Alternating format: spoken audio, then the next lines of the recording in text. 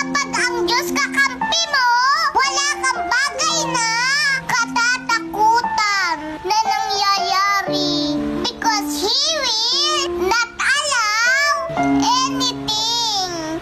Anything He will not allow. Anything that will destroy you. Always for you. Good if you love God. Hindi ba't masakit yun? Na pagharap natin sa Panginoon, sasabihin niya sa'yo, ito yung balak ko sa buhay mo eh. Maganda ang balak ko eh. Bakit kita bubuhayin nang wala akong magandang balak? Ito yung gusto kong mangyari sa pamilya mo. Kahit naghihirap ka noon, may balak ako malalampasan mo yun.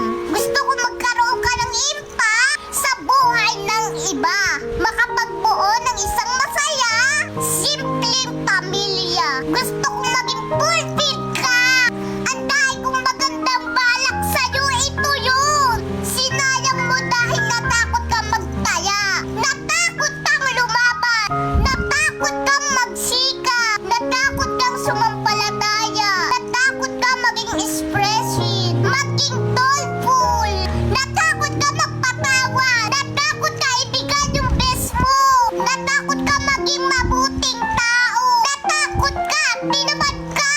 Nawalan ka ng pag-asa na ibigay mo sa akin ang sarili mo. Sinisigurado ko po sa inyo, saan man tayo mapunta, sa kabilang buhay, doon ang parang patikim, ng parang impyerno. And so, brother and sister, let us conquer our fear because God has placed